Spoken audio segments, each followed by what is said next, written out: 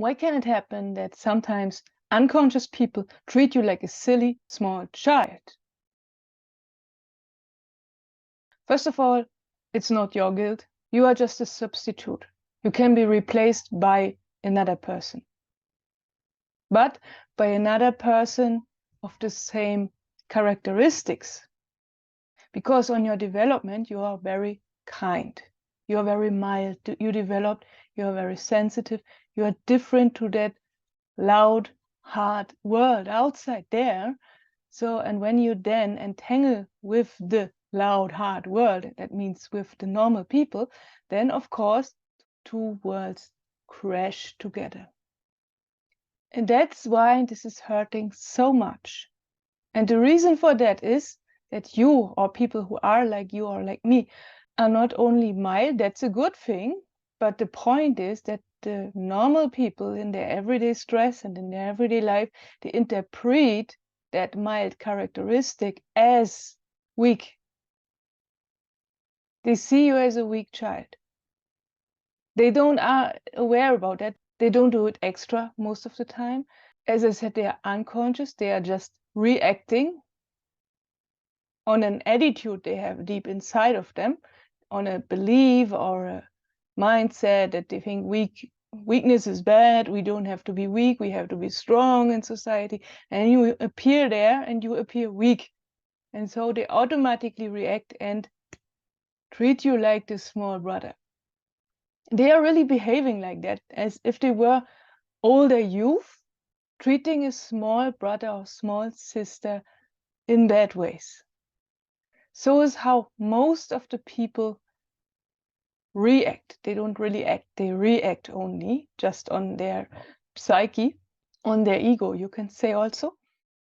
And this was always so. Even at Jesus' time, he mentioned exactly that. He said, this generation is like children who sit in the marketplace and call out to others, we played the flute for you and you did not dance.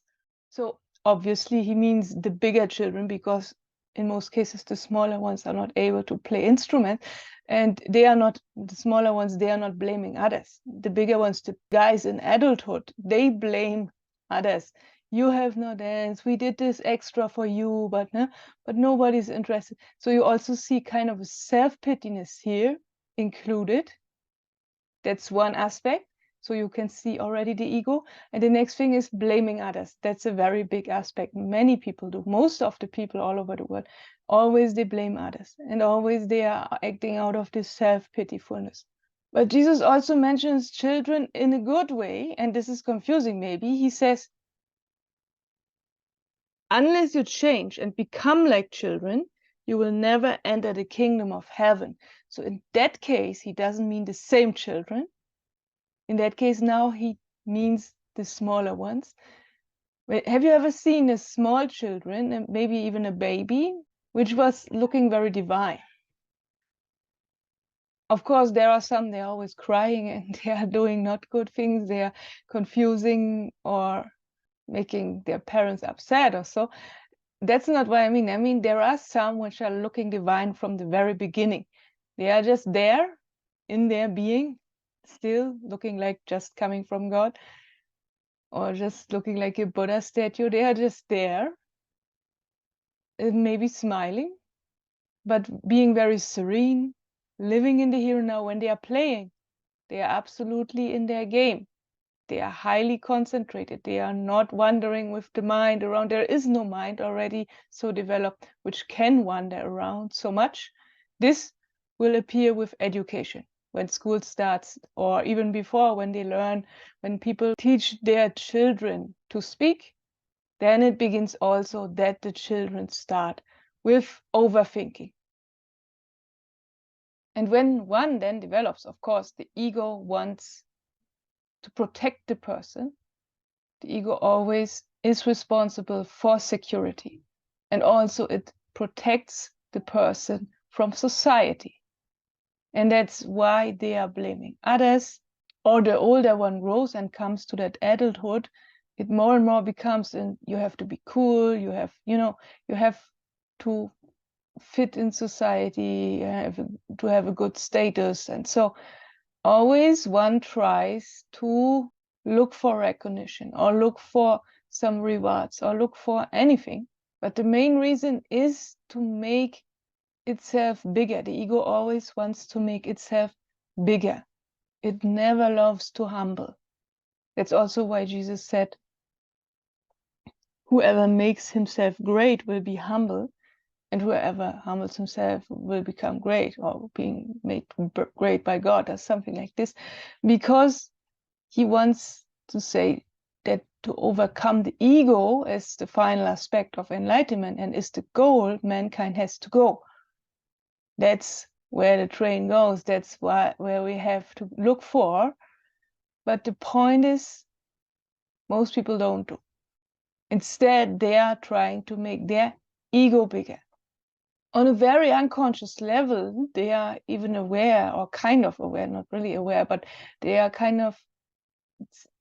knowing that they are not good enough. There is also this very unconscious thought in all people, actually, which says you're not good enough. I've also made an extra video about that, feeling worthless. And this drives the people to make themselves better and greater. But in most cases, people don't make themselves greater out of themselves in developing in a good job or in something like this. Most people make themselves only greater by pressing others down, making others smaller. And for this, someone has to be there who looks like a silly, weak child. And that's sometimes you, sometimes someone else. And so that is only that the people can make themselves bigger. But what to do now that you can survive, that you can still have good life quality when you have to entangle sometimes with people like this, even the worst ones? Because we don't fight. We are a peaceful fighter. We fight with peaceful weapons, still with kindness. Still we stay in our meditation and still we continue our path. We don't fight and go on their level. But sometimes, and that's the first solution, sometimes we have to. In very bad cases, which are hopefully very short, when you know it's a longer entanglement where you have to go again and again, like a job, then it's better to quit the job and to take another one. But if it's only a short situation and you know you will be out in 5 minutes, sometimes it's even better to go on their level and to react. Not only to react, you do it consciously. So that means you don't react, you act. This person reacts only and behaves unfriendly, and you also go on the level for a short time. But you don't have to be unfriendly. You can say your meaning to that person, for example, but you also can go on the lowest level and be unfriendly back. But you don't have to make it a habit, so be very careful here, because this is just the lowest solution. Then the next point is, you also can play their game, but you don't go on the same level. You stay in your meditation and you try not to react, but try to find out what is your higher self, what is your inner part saying. Is there something, is there an impulse which tries to help you? Is there a kind of an inner voice, which is not, of course, you can't hear it, but you have the right feeling in answering this or that. And so instead reacting unfriendly bad, maybe there is a good solution which comes from within, which comes from your higher self, which comes from deep inside of you. Then you can just speak it out of the meditation. That would be a better solution. But just of course, if the situation is fine, if it's fitting, if there is an inner answer, sometimes it's not, then you have to react sometimes even on the lowest level, like in the previous point. But if possible, and if there is something, you can try to connect to your inside and try to speak it out and to stay just in meditation. Everything is fine. The person is as he or she is. We let them as they are. And we just speak out what happens, what comes from inside of us. What is not basically the difference between the first point and the second point now is that the second point answer comes from the higher self, and the first point comes more from your ego also, just to behave back to that person. But this is not good, because this can make a silly habit, and so you fall in long term on their level. So it's only good to just use it in very short situations and very, very seldom. But the second one you can use as often as possible. Whenever there is an answer which comes from within, use it, take it, say it, and stay in meditation. And the third and last point is you have to say no. Whether it is from your ego or it's from your higher self, whatever happens, if it's necessary, you have to say no. You don't have to humble too much. Humble is good, and we talked about that also in this video, but don't fall in a masochistic behavior. This is also, see, we tend to be over empathic, and that's a big problem also. I will make another video about that also, because that's a big problem.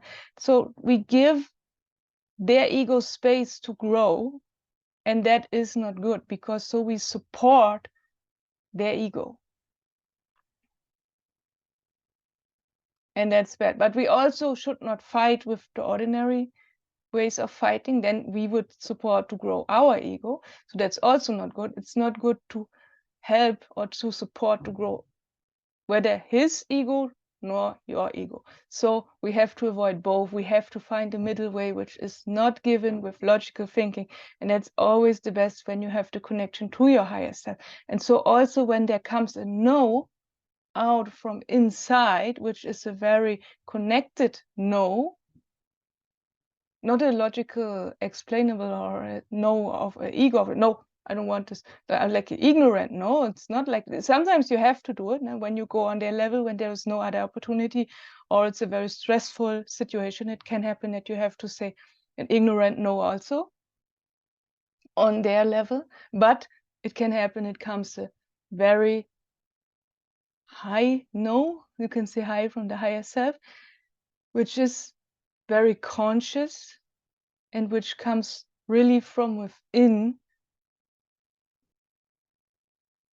from your connection to the higher self. And this is a no of high fundament, because this is a no of deep self-trust, which comes of your connectedness with your higher self, and actually with everything. When you had even more connection, like divine connection, so of course it comes out of the connectedness, and that's a very absolute deep no.